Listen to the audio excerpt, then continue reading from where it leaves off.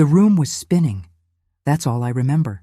The walls closing in, the fluorescent lights of the lawyer's office buzzing overhead like angry wasps, and my husband's voice, calm as Sunday morning, saying words that didn't make sense. Just routine paperwork, honey. Estate planning stuff. I signed. God help me. I signed without reading.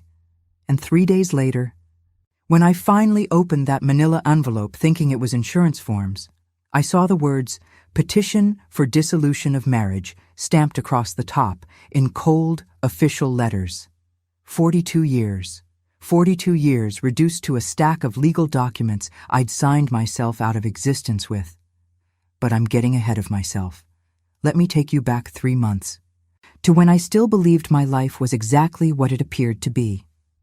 3 months earlier, I was standing in my kitchen in Phoenix, the morning sun streaming through the window over the sink, making patterns on the countertop I'd wiped down 10,000 times. I was making Robert's coffee the way he liked it, 2 sugars, cream to the brim, served in the blue mug his mother gave us on our 20th anniversary. The house smelled like bacon and that particular blend of coffee and morning routine that feels like home. I thought I was happy. No, that's not quite right. I thought I was doing what happiness looked like. There's a difference, isn't there? Robert came downstairs in his weekend clothes, the khakis I'd ironed the night before, the polo shirt our daughter Michelle had given him for Father's Day. He kissed my cheek without really looking at me, the way you'd pat a dog that's always there. "Morning, Helen." His voice was pleasant enough, but there was something underneath it I couldn't name. Or maybe I could, and I just didn't want to. "Coffee's ready," I said, sliding the mug across the counter to him. "And I made those blueberry muffins you like." "Great. Listen, the kids are coming by later. Family meeting." Something in my chest tightened. "Family meeting? Is everything okay?" Yeah. Just some things we need to discuss.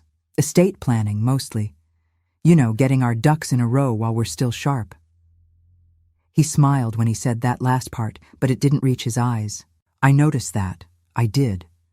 But I pushed it down, the way I'd been pushing things down for longer than I cared to admit. Our children, Michelle, 41, and David, 38, arrived around 2. Michelle had that look she gets when she's trying to manage a difficult situation at work, all business and careful smiles. She was wearing her power suit, the navy one with the sharp shoulders that made her look like she meant business. I remember thinking it was an odd choice for a casual family meeting. Now I understand. She was dressed for battle, not a conversation. David wouldn't quite meet my eyes, which wasn't like him at all. He's always been my baby, the one who still hugged me tight and told me he loved me without prompting. When he was little, he'd crawl into my lap even when he was too big and bury his face in my shoulder. "You smell like home, Mama," he'd say. But that afternoon, he stood near the doorway like he was ready to bolt, his hands shoved deep in his pockets, his shoulders hunched in a way that reminded me of when he was a teenager caught doing something wrong. I'd made cookies for them, chocolate chip, David's favorite, with extra chips the way he likes them. They sat untouched on the coffee table. Michelle didn't even glance at them. David looked at them with something that might have been guilt, but he didn't reach for one. "Can I get you both something to drink?" I asked, playing the hostess because that's what I did, what I'd always done. Make everyone comfortable, anticipate their needs, smooth over any awkwardness with hospitality. "We're fine, Mom," Michelle said, her voice clipped. Professional. She pulled out a folder from her designer handbag, that Prada one she'd bought after her last promotion. "We've been talking, and we think it's time to make some changes. Financial changes. For everyone's protection." I remember the taste of metal in my mouth. Fear tastes like that, did you know? Like you've been sucking on pennies. "What kind of changes?" Robert cleared his throat. "Nothing dramatic, just consolidating some accounts, updating beneficiaries, that sort of thing. Very standard stuff for people our age." Our age. He said it like we were ancient, like 70 meant 1 foot in the grave and the other on a banana peel. I was about to say something when Michelle jumped in. There's also the house to consider. Property values in this neighborhood have skyrocketed. We want to make sure everything's protected in case, anything happens. In case anything happens. What a delicate way to talk about death or incapacity or whatever scenario they'd cooked up in their heads. I looked at the three of them sitting there in my living room, in the house I'd maintained for decades, and I felt something shift inside me. Not anger yet, just a whisper of something that felt like dread. "I'm not sick," I said quietly. "I'm not dying. I'm 70 years old, but I'm healthy. My mind is sharp. Why does it feel like you're all planning my funeral?" "Mom, don't be dramatic." Michelle's voice had that edge to it, the one she uses on her teenagers when they're being unreasonable. "This is just responsible planning. Dad agrees, right, Dad?" And Robert nodded. My husband of 4 decades nodded along like we were discussing what to have for dinner, not the dismantling of my entire life. "Helen, sweetheart, we're just being practical. You've always been too trusting with money matters. We're protecting you." Too trusting. The words hung in the air like smoke. I wanted to argue, to point out that I'd managed our household budget for 42 years, that I'd raised 2 children while he built his business, that I'd been the one who made sure the bills got paid and the savings grew while he was busy being the breadwinner. But something stopped me. Maybe it was the way they were all looking at me, with pity mixed with impatience, like I was a child who didn't understand adult conversations. So I did what I'd always done. I swallowed it down and smiled. "Okay, if you all think it's best." That was the moment. Right there. That was the crack in the foundation that would eventually split my entire world in two. But I didn't know it yet. I was still operating under the assumption that family meant safety, that the people you love would never deliberately hurt you, that good wives went along to get along. The thing is, I'd been going along for so long, I'd forgotten what my own voice sounded like. I'd forgotten what it felt like to say no. Boundaries, what a concept. I had none. Every time one of them needed something, I gave it. Every time there was a conflict, I was the one who bent. When Michelle's marriage fell apart and she needed money for the divorce lawyer, I gave her $10,000 from my inheritance, the only money that was truly mine. When David's startup crashed and burned, Robert convinced me to co-sign on a loan that I'm still paying off. And every single time I told myself this was what mothers did, this was what wives did. We sacrificed. We put everyone else first. We made ourselves smaller so others could be bigger. Have you ever done that? Made yourself so small you almost disappeared? That's what I'm talking about when I say I had no boundaries. I was a doormat with a pulse, and I'd convinced myself it was noble. That night, after everyone left, I sat in my bedroom and tried to shake off the uneasiness that had settled over me like a heavy blanket. Robert was in his office, door closed, which had become his default position over the past few months. We used to talk every night, rehashing the day, making plans, sharing those little intimacies that long marriages are built on. But lately, we'd become roommates who happened to share a last name. I picked up my phone and almost called my sister in Tucson. But what would I say? That I had a bad feeling? That my family made me feel invisible in my own home? She'd tell me I was being paranoid, that I should be grateful I had a husband and kids who cared enough to worry about my future. So, I said nothing. Another boundary I didn't enforce, my own right to be heard, to be taken seriously, to trust my instinct when something felt wrong. And I knew something was wrong. Maybe I didn't know the specifics yet, but I knew. The way you know when a storm is coming even before the first cloud appears. You feel it in your bones, in the air, in the way the birds go quiet. I felt it. I just didn't want to believe it. Over the next few weeks, the routine paperwork started appearing with alarming frequency. Robert would slide documents across the breakfast table between bites of toast.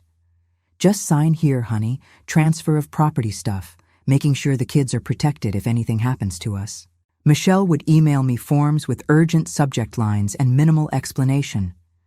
David would show up with his laptop and walk me through digital signatures on websites I'd never heard of.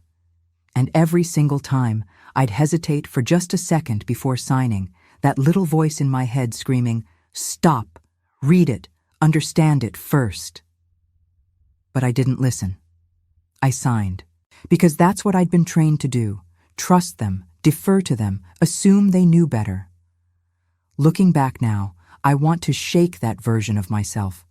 I want to grab her by the shoulders and scream, "Wake up! They're stealing your life right in front of you." But hindsight is 20/20, isn't it? In the moment, when you're swimming in doubt and confusion and a lifetime of conditioning that tells you to be agreeable, to not make waves, to trust your family above all else. It's hard to see the truth. It's hard to believe that the people you love most in the world could be orchestrating your downfall. The whispered conversations started around that time. I'd walk into a room and they'd go silent.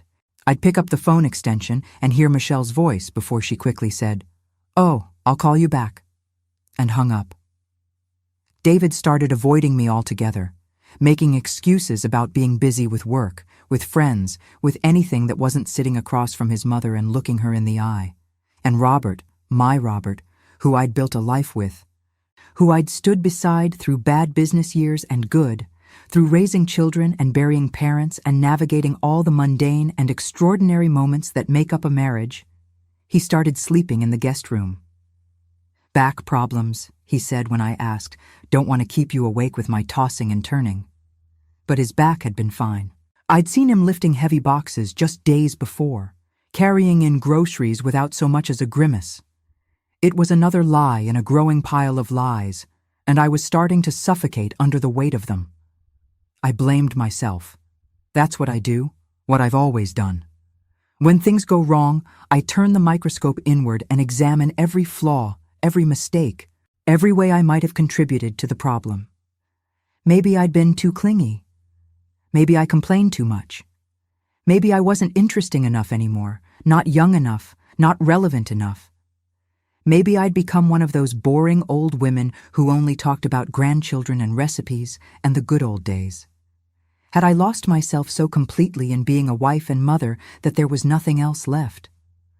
The questions circled in my head like vultures. I started doubting everything, my memory, my perceptions, my worth. When you've spent your entire adult life defining yourself through your relationships to others, what happens when those relationships start to crumble? Who are you then? I didn't know. I genuinely didn't know who Helen was without the wife of and mother of titles propping me up. And that made me vulnerable. That made me the perfect target. It was early March when the health scare happened. I'd been having these dizzy spells, nothing too alarming but persistent enough that Michelle insisted I see a doctor. At the time, I thought it was sweet that she cared. Now I wonder if she was hoping for a diagnosis that would justify what they were planning. Some concrete evidence that Mom was failing, losing it, unable to manage her own affairs. Dr. Martinez ran a battery of tests, blood work, scans, the whole 9 yards. I sat in that paper gown in the examination room, my clothes folded neatly on the chair beside me, and felt smaller than I'd ever felt in my life. When he came back with the results, his face was serious. "Mrs. Patterson, I'm not seeing anything physically wrong that would explain your symptoms. Your heart is strong. Your blood work is excellent. No signs of neurological issues. But I want to ask you something, and I need you to be honest with me. Are you under a lot of stress?" I almost laughed. Stress. What a gentle word for the absolute chaos my life had become. "Maybe a little," I admitted. "Helen." He leaned forward, his voice dropping to that confidential tone doctors use when they're about to tell you something important. "Stress can manifest in physical ways. Dizziness, fatigue, memory problems. Your body is trying to tell you something. Is everything okay at home?" And right there, in that sterile examination room with fluorescent lights buzzing overhead and a poster about heart disease on the wall, I broke. Not dramatically, not with sobs or hysterics, just a quiet crumbling, like a sandcastle dissolving in the tide. I told him about the paperwork, the meetings, the feeling that my family was slipping away from me and I didn't know why.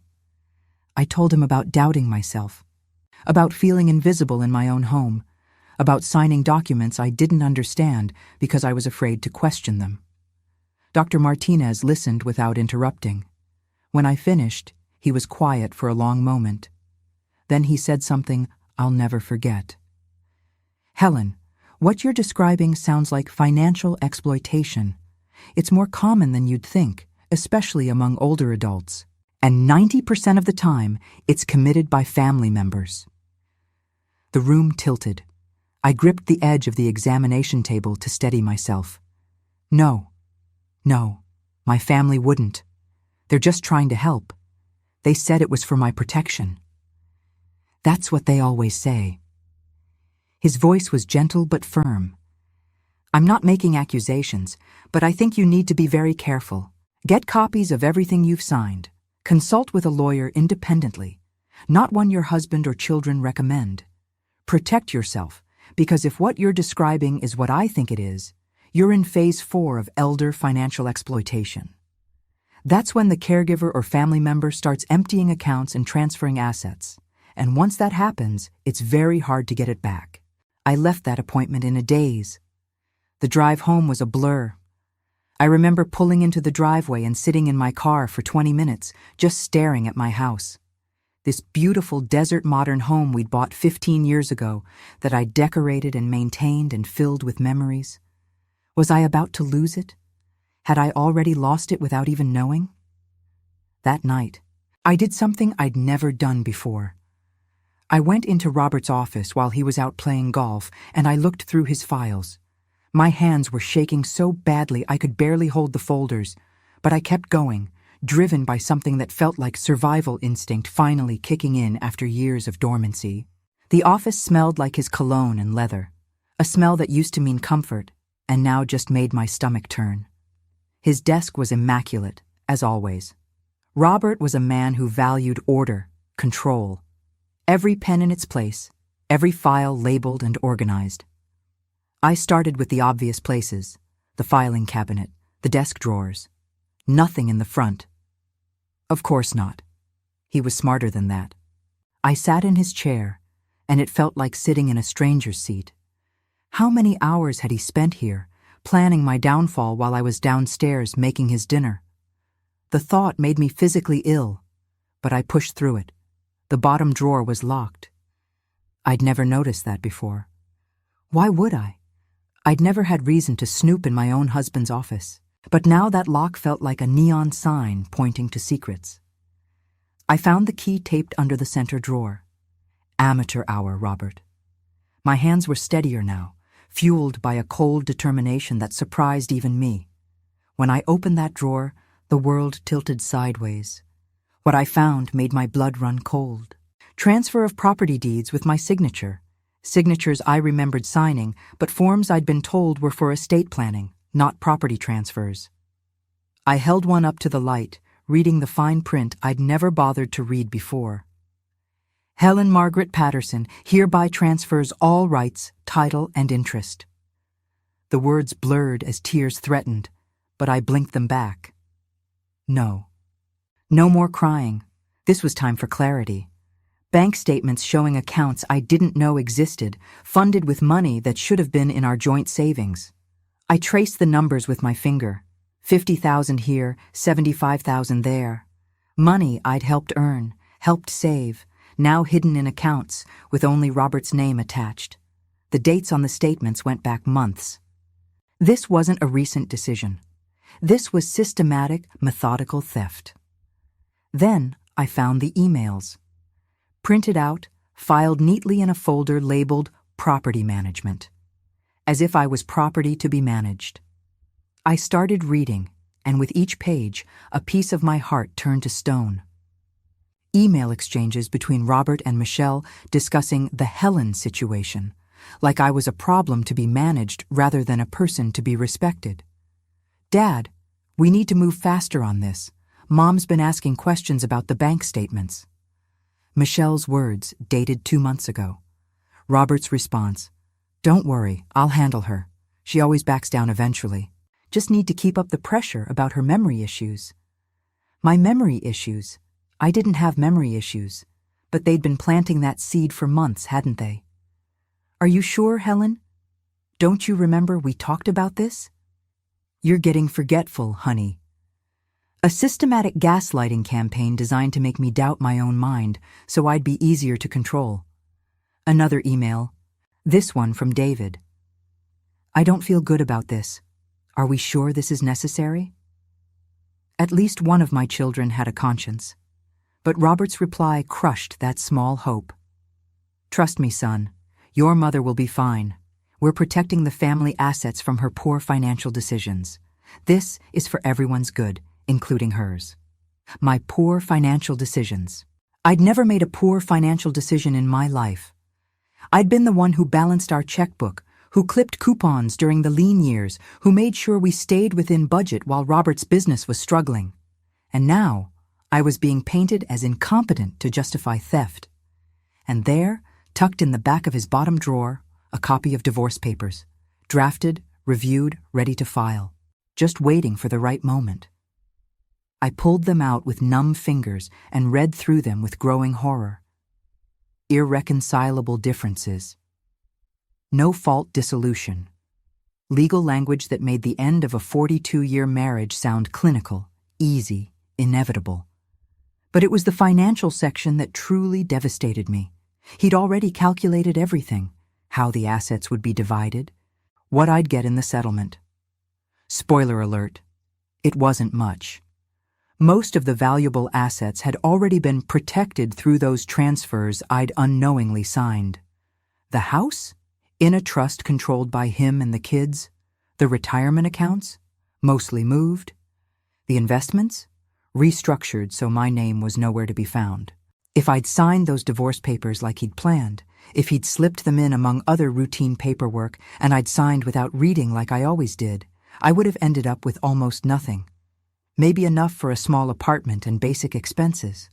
After 42 years of marriage, of building a life together, of sacrificing my own dreams for his career, I would have been discarded with barely enough to survive. They'd been planning this for months. While I was making his coffee and ironing his shirts and trying to figure out what I'd done wrong, my husband and children had been systematically dismantling my life. The paperwork I'd signed wasn't to protect me. It was to strip me of everything I had. The house was being transferred to a trust controlled by Robert and the kids. Bank accounts were being moved. My name was being erased from documents like I'd never existed. And the cruelest part? I'd helped them do it.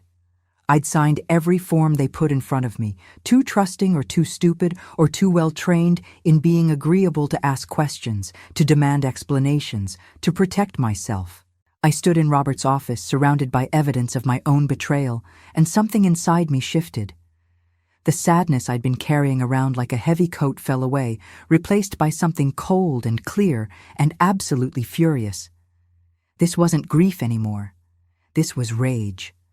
Pure, righteous, crystalline rage. They thought I was weak. They thought I was too old, too trusting, too broken down to fight back. They'd counted on my compliance, my endless capacity to forgive, my inability to believe that people I loved could deliberately harm me. They'd weaponized my own goodness against me, turned my love into leverage, my loyalty into liability. But here's what they didn't know. There's nothing more dangerous than a woman who's been pushed too far. Nothing more relentless than a mother who realizes her children have betrayed her, a wife who understands her marriage was a long con. They'd awakened something in me I didn't even know existed, a spine of steel, a will to survive, a determination to take back what was mine. I carefully put everything back exactly where I'd found it. I walked out of that office and made dinner like I did every night. When Robert came home from golf, I smiled and asked about his game. I played the part of the oblivious wife so perfectly that even I almost believed it. But inside, I was planning, calculating, preparing for war, because they'd made one critical mistake. They'd underestimated me, and that miscalculation was going to cost them everything. That night, I couldn't sleep. I lay in bed staring at the ceiling, listening to Robert snore in the guest room, and I thought about all the years I'd given him. 42 years of my life, dedicated to building a home, raising children, supporting his career.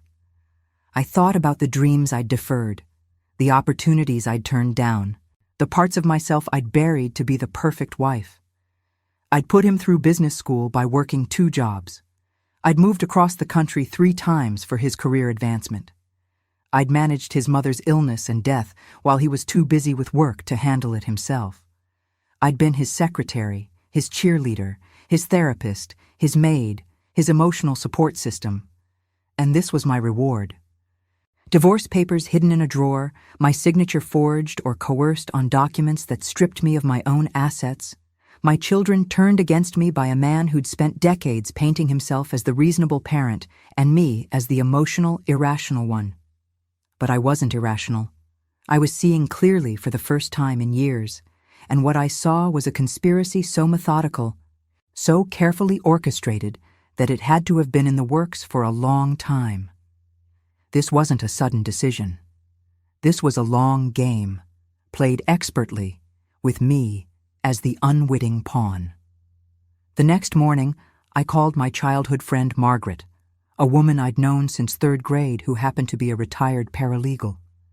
We met for coffee at a little place downtown, far from our neighborhood where someone might see us and report back to Robert. I told her everything. She listened with growing horror, taking notes on a napkin, her face getting darker with each detail. "Helen," she said when I finished, "you need a lawyer. Not just any lawyer. You need someone who specializes in elder financial abuse and divorce fraud. What you're describing is criminal. It's not just civil, it's criminal." "But they're my family," I whispered, even though I knew how pathetic that sounded. "They stopped being your family the moment they decided to rob you." Margaret's voice was hard. "And honey, that's exactly what this is, robbery. They're using your love and trust as weapons against you. You need to fight back, and you need to do it now, before they finish what they started." She gave me the name of a lawyer. That afternoon, I made an appointment under a fake name, paying cash so there'd be no paper trail Robert could follow. I gathered copies of everything I'd found in his office, plus bank statements I'd quietly printed from our online accounts, plus all those documents they'd had me sign. I built a file that painted a damning picture of systematic exploitation. The lawyer, a sharp-eyed woman named Catherine who'd seen cases like mine before, confirmed my worst fears. "Mrs. Patterson, you've been the victim of financial abuse. Your husband and children have systematically transferred your marital assets out of your name using documents you signed under false pretenses. That's fraud. The good news is we can fight this. The bad news is it's going to be ugly." "I don't care about ugly," I told her. "I care about justice." And so began the most exhausting, terrifying, empowering period of my life. Catherine helped me open a new bank account at a different bank, one where Robert had no access. We moved whatever money I could still access into that account. We filed a restraining order to freeze certain assets. We prepared for a legal battle that would tear my family apart, what was left of it anyway. But before we went public, I decided to set a trap. I needed to know for certain that what I suspected was true, that this wasn't just my paranoid imagination or a misunderstanding that could be explained away. I needed proof so concrete that even they couldn't deny it. Catherine helped me design it. We created a fake document, a proposal to transfer my remaining retirement account to a trust managed by Michelle. The account was real, but the trust was fictitious. We made it look official, legitimate, complete with legal language and places to sign. Then we waited. I mentioned it casually to Robert over breakfast one morning. "Honey, I've been thinking about what Michelle said about protecting the retirement account. Maybe we should move forward with that trust arrangement. Could you look over these papers for me?" He couldn't hide his excitement. His eyes lit up like a kid on Christmas morning. "Of course, sweetheart. I'll take care of it." He practically snatched the folder from my hands. That evening, I forgot my phone in the living room while I went to shower. When I came back, it was exactly where I'd left it, but the call log showed a 20-minute conversation with Michelle.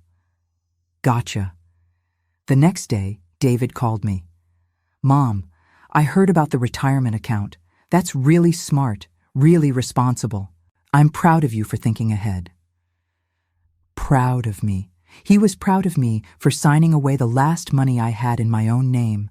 The words tasted like ash. Thanks, sweetie, I said, my voice sugary sweet. I'm just trying to do what's best for the family. When I hung up, I felt sick, but I also felt vindicated. They'd taken the bait. They'd revealed themselves, and now I had my proof. The following week, I called a family meeting, not at our house, at the office of my lawyer.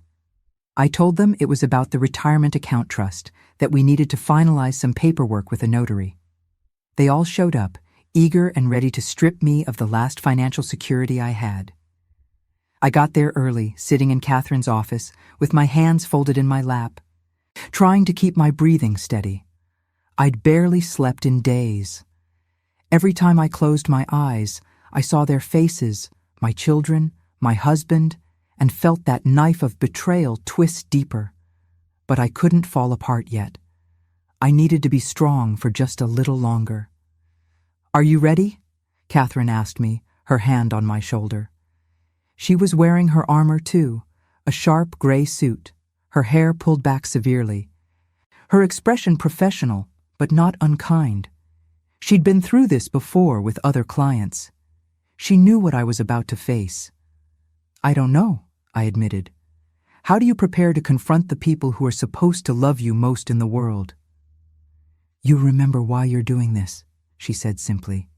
You remember that love isn't supposed to hurt like this. And you remember that you deserve better. They arrived together, which surprised me. I'd expected them to come separately, but apparently they'd coordinated. United front, team exploit mom. They walked into that conference room with confidence, with the ease of people who think they've already won. Robert was even smiling, that politician's smile he uses when he's about to close a deal. Michelle immediately opened her briefcase, pulling out papers. Always prepared, my Michelle. Always ready with documents and spreadsheets and plans. She'd inherited that from her father, that need to control every detail, to have everything mapped out and organized. David hovered near the door again, just like at that first meeting. He still wouldn't meet my eyes. At least he had the grace to look uncomfortable. That was something, I supposed. A tiny shred of conscience still functioning underneath the greed and manipulation. So, Mom, Michelle began, laying papers out on the conference table like she was dealing cards. We've reviewed the trust documents for the retirement account, and we just need your signature here, here, and here. That's when Catherine walked in. You should have seen their faces when she introduced herself not as a notary, but as my attorney. The color drained from Michelle's face like someone had pulled a plug. Her mouth opened, closed, opened again. For the first time in her adult life, my daughter was speechless. David looked like he might be sick. He actually swayed on his feet, grabbing the back of a chair for support. Mom? His voice cracked on that single word, and for a second, he was my little boy again, the one who came to me when he was scared or confused. But that second passed. And Robert, my dear husband Robert, he went very still, like a predator that's just realized it walked into a snare. His face didn't change much. That was the scariest part. No shock, no confusion, just a careful blankness as he calculated his next move. I watched him think, watched him evaluate and strategize, and I understood that this was who he'd always been. I'd just been too blind or too willing to see the best in him to notice. What's going on, Helen? His voice was calm, but I could see the panic in his eyes. What's going on? I said, and my voice didn't shake even though my hands were trembling. Is that I know everything. The property transfers, the hidden accounts, the divorce papers, the systematic theft of marital assets, the fake retirement trust you were all so excited to help me with. I know it all. Michelle tried to speak. Mom, you don't understand. Don't. I cut her off with a single word, sharp as a blade. Don't you dare tell me I don't understand. I understand perfectly. You conspired with your father to steal from me. You manipulated me, lied to me, made me doubt my own sanity while you robbed me blind. You turned me into a victim in my own home. This is ridiculous, Robert said, standing up. Helen, you're confused. This is exactly why we were trying to protect the assets. You're not thinking clearly. And there it was. The gaslight, the manipulation, the attempt to make me doubt reality even when faced with undeniable proof. But I wasn't falling for it anymore. Sit down, Robert. Catherine's voice cut through the room like a whip. Your wife has evidence of financial elder abuse, fraud, and coercion. She has copies of every document she was tricked into signing, email communications between you and your children discussing her as if she were an obstacle to be removed, and witness testimony from medical professionals about her deteriorating mental state while under your care. We're prepared to file both civil and criminal charges. The room went silent. I watched my family process this information, watch the realization dawn that their perfect plan had fallen apart, that the woman they'd dismissed as weak and gullible had outsmarted them all. David was the first to crack. Mom, I'm sorry, I didn't. I thought we were just helping Dad. He said you were getting confused, that you needed protection. So you never asked me directly. You never questioned why your mother suddenly needed to be protected from herself? You just went along with stripping me of my rights and my assets because Dad said so? He had no answer for that. Michelle, though, she went on the offensive. You're overreacting, she spat. This is financial planning. This is what responsible adults do. You're making yourself look foolish. No, I said quietly. What's foolish is thinking you could steal from me and get away with it. What's foolish is underestimating your mother. What's foolish is believing that love means blind obedience. I looked at each of them in turn, my daughter with her designer clothes and cold eyes, my son who couldn't meet my gaze, my husband who'd shared my bed for 4 decades while planning my destruction. And I felt nothing. No love, no hate, just a vast emptiness where my family used to be. Catherine has prepared a settlement proposal, I continued. Every asset that was fraudulently transferred out of my name will be returned. The house remains in my name alone. Robert, you'll be moving out by the end of the month. We'll proceed with the divorce you were planning anyway, but on my terms now. And Michelle, David, you're both named in the civil suit for conspiracy to commit financial elder abuse. You can settle with me privately, or we can go to court and make this very public. You wouldn't, Michelle breathed. Think about the grandchildren. Think about the family reputation. I am thinking about the family, I said. I'm thinking about what you've taught your children, that it's okay to exploit someone who loves you, that elder abuse is acceptable if it's disguised as protection, that women, especially older women, are disposable. No. I won't let you poison another generation with those values. The meeting ended with lawyers speaking to lawyers. I walked out of that office with my head high, leaving behind the wreckage of a family that had never really existed except in my imagination. The real family, the one I'd believed in, had been a fiction all along. The legal battle that followed was brutal. Robert fought dirty, trying to paint me as mentally unstable, emotionally unbalanced, a vindictive ex-wife making false accusations. But Catherine was better. She had documentation of every lie, every manipulation, every fraudulent signature. She had expert testimony from elder abuse specialists and financial analysts who traced exactly how my assets had been systematically transferred and hidden. She had the fake retirement trust document that proved their willingness to continue exploiting me even after I'd started asking questions. And here's what made all the difference. Once we filed the complaint, other people started coming forward. A neighbor who'd overheard Robert and Michelle talking in the driveway about getting Mom to sign the property deed. A bank employee who'd been uncomfortable when Robert pressured me to sign paperwork but hadn't known what to do. My sister, who testified about phone calls where I'd sounded confused and scared, where I'd asked her if she thought I was losing my mind. The evidence was overwhelming. 6 months after that family meeting, the court ruled in my favor. The property transfers were reversed. Hidden accounts were exposed and divided according to actual marital property laws. Robert was ordered to pay restitution for the money he'd siphoned off over the years, and Michelle and David, in order to avoid criminal prosecution, agreed to a settlement that included repaying the loans I'd co-signed and severing all financial ties between us. But the real justice wasn't in the court rulings or the money returned. It was watching my ex-husband lose the thing he valued most: control. Control over me, over the narrative, over the family he'd built to serve his purposes. He lost his reputation in our community when word got out about the abuse. He lost the respect of colleagues who'd thought him a devoted family man.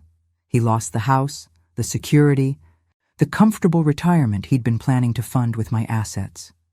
Michelle lost something too: her sense of moral superiority, her belief that she was helping rather than harming. The last time I saw her, before I blocked her number, she tried to apologize, said she'd been manipulated by her father, that she hadn't understood what she was participating in. Maybe that was true. Maybe she was a victim in her own way. But that didn't undo the damage, didn't erase the months of gaslighting and theft and betrayal. David I have some sympathy for. He was always the follower, always eager to please his father, always looking for approval. When the truth came out, he genuinely seemed devastated. He sent me a letter after the settlement, a real letter on actual paper, apologizing in detail for every specific thing he'd done. He didn't make excuses or ask for forgiveness, just acknowledged his actions and their impact. I read it once and filed it away. Maybe someday I'll be ready to respond, but not yet. The hardest part wasn't the legal battles or the financial mess. It was grieving the loss of a family I'd thought I had. I mourned the husband I'd believed Robert to be, the children I'd thought I'd raised, the life I'd built that turned out to be constructed on lies. That grief was more painful than any courtroom drama, more devastating than any financial loss. But grief is funny. It doesn't last forever, no matter how permanent it feels in the moment. Slowly, over the months following the settlement, I started to rebuild. Not the life I'd had, but a new life. One where I existed as myself, not as someone's wife or mother or caretaker. I started managing my own finances with help from a financial advisor Catherine recommended. Her name was Patricia, and she was exactly what I needed: patient, thorough, and completely unwilling to let me dismiss myself as not a numbers person. "Helen," she said at our first meeting, "you've been managing a household budget for over 4 decades. You understand income and expenses. You understand savings and investment. What you don't have is confidence, and that's because someone spent a very long time undermining you. So let's rebuild that." And we did. For the first time in my life, I understood where every dollar was, what every account meant, what my actual net worth was. Patricia walked me through every statement, every account, explaining things in clear language without condescension. She taught me to read investment reports, to understand compound interest, to see patterns in spending. Turns out, I'm not bad with numbers when I'm not being deliberately confused and misled. Together, we created a comprehensive financial plan, not just a budget, a real plan for my future. Emergency fund, retirement strategy, investment portfolio diversification. I learned terms I'd never bothered with before because Robert had always handled it. Except he hadn't been handling it for my benefit, had he? He'd been positioning everything for his benefit while making sure I stayed ignorant and dependent. I created a budget, set up automatic payments, established an emergency fund. Basic stuff, but revelatory for someone who'd been told for decades that she couldn't handle money. Every time a payment went through on time, every time I checked my accounts and understood exactly what I was looking at, I felt a little stronger, a little more real. The house became mine in a way it never was when Robert lived there. I repainted the master bedroom, goodbye sage green that he insisted on because it was calming and sophisticated, hello warm terracotta that makes me happy every time I walk in. I hung artwork I'd always loved, but he'd called too busy. I bought throw pillows in bright colors that clashed beautifully. I made that room mine. I converted his office into a reading room with a comfortable chair covered in soft velvet, floor-to-ceiling bookshelves I assembled myself. YouTube tutorials are a gift. And a small bar cart with tea and coffee supplies. No desk, no filing cabinets full of secrets and lies. Just a peaceful space for reading and thinking and existing without anyone's agenda attached. The guest room where he'd been sleeping, I turned into a craft room. I'd always wanted to learn watercolor painting, but there was never time, never space, never permission to be messy and experimental. Now I had all three. My paintings were terrible at first, muddy colors and shaky lines, but they were mine. They existed because I wanted them to exist, for no other reason. I planted a garden in the backyard, vegetables and flowers mixed together in cheerful chaos that would have driven his obsessive landscaper crazy. Tomatoes next to roses, sunflowers towering over lettuce, herbs spilling out of their designated areas and volunteering wherever they pleased. It was messy and imperfect and absolutely beautiful. I spent hours out there, dirt under my fingernails, sun on my face, learning which plants thrived where, which ones needed more attention, which ones were hardy enough to mostly take care of themselves. Gardening became therapy, nurturing something, watching it grow, seeing my efforts produce actual, tangible results. It was healing in ways I hadn't expected.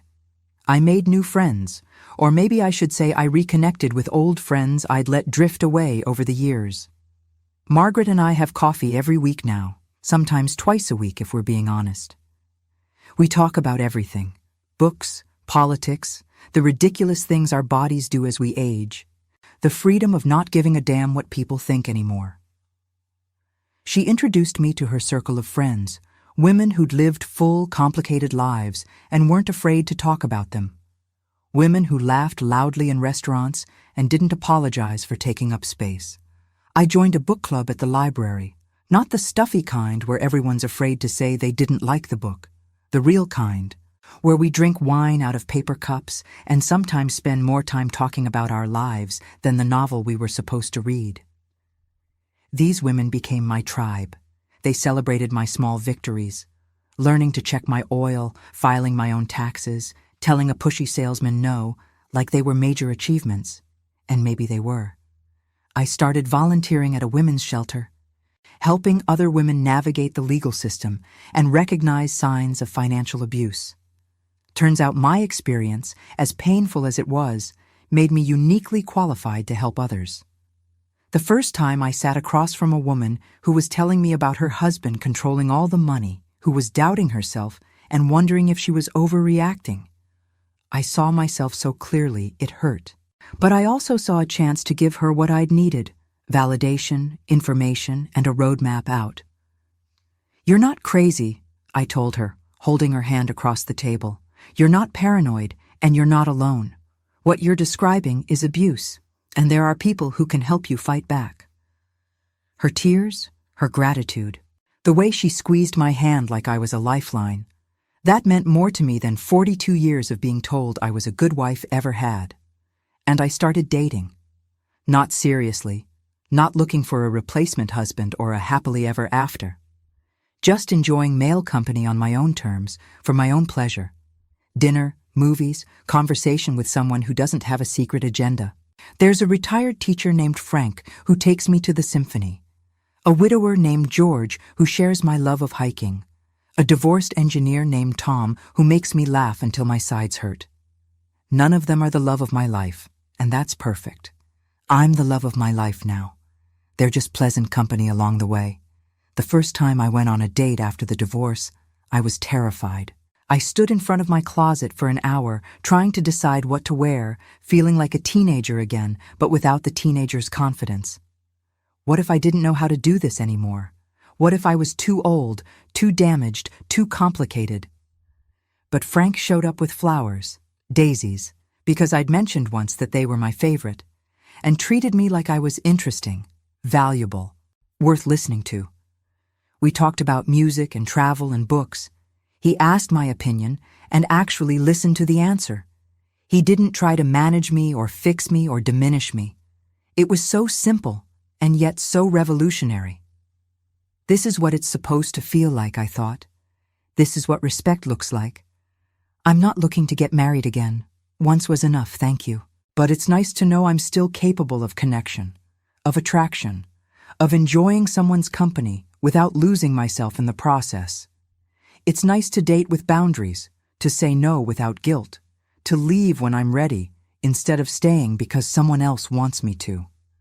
People ask me sometimes if I regret the divorce, if I wish I'd tried harder to save my marriage, if I think the legal battle was worth the pain it caused.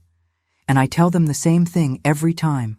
My only regret is not trusting my instincts sooner, not standing up for myself earlier, not recognizing that a marriage built on my submission and exploitation wasn't a marriage at all. It was a slow-motion kidnapping. What I've learned through all of this, what I wish I could go back and tell my younger self, is that boundaries aren't selfish. They're necessary. That saying no doesn't make you difficult or unloving. It makes you human. That the people who truly love you will respect your autonomy, not exploit your compliance. I've also learned that elder abuse is insidious precisely because it's usually committed by family members. That 90% statistic Dr. Martinez quoted, that's real.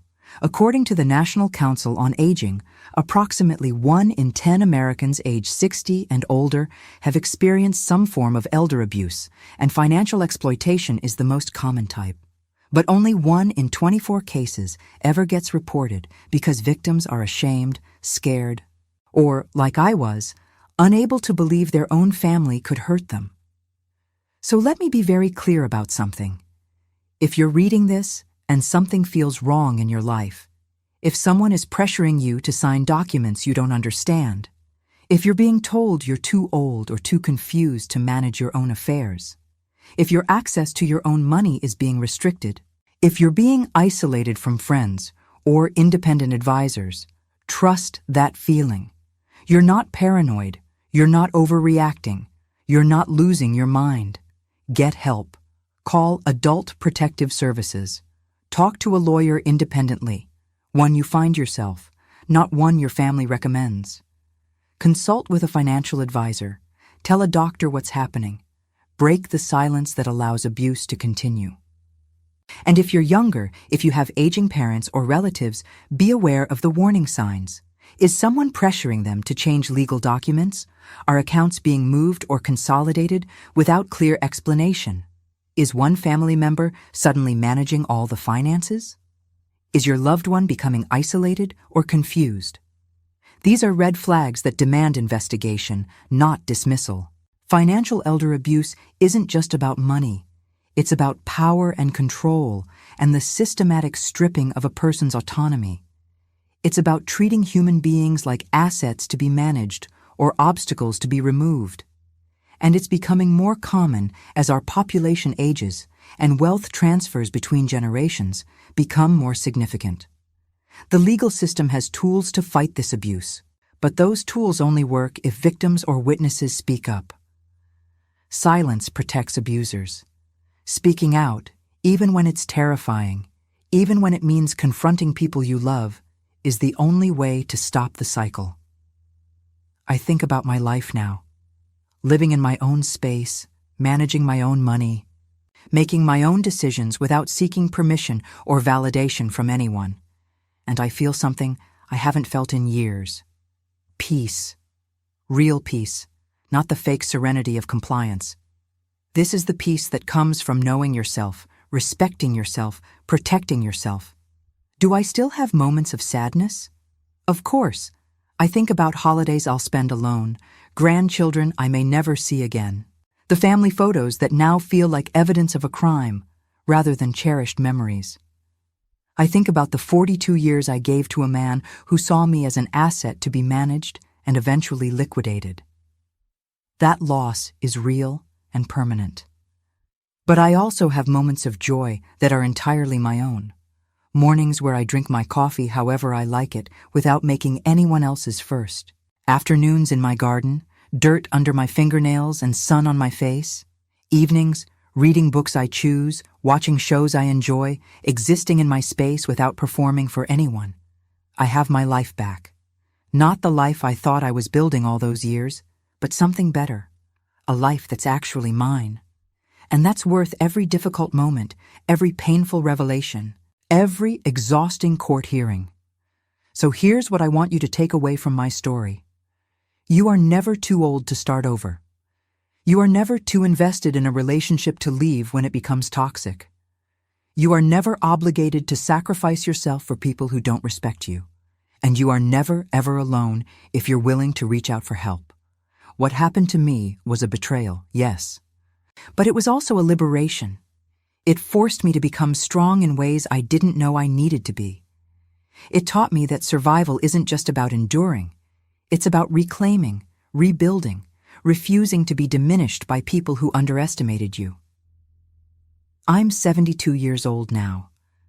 According to the narrative Robert tried to sell, I should be declining, failing, unable to manage my own affairs. Instead, I'm thriving. I'm financially secure, emotionally healthy, socially connected, and personally fulfilled. I'm living proof that it's never too late to take back your life. And to anyone out there who's going through something similar, who's doubting themselves, who's wondering if they're strong enough to fight back, you are. You absolutely are. The fact that you're even questioning the situation means your instincts are working. Listen to them. Trust them. Act on them. Your life is yours. Your money is yours. Your choices are yours. Don't let anyone, not even family, not even people you love, take those things from you. And if they already have, know that you can get them back. It won't be easy. It will probably be the hardest thing you've ever done. But it's possible, and you deserve it. Before I finish, I want to thank you for listening to my story.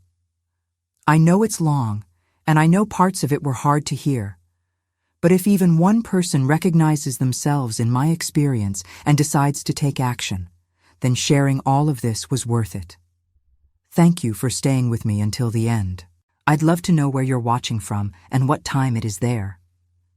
Leave me a comment. I read every single one, and your support means more than you know. If this story resonated with you, if it made you think or feel or recognize something important, please give it a like. It helps other people find it, people who might need to hear it.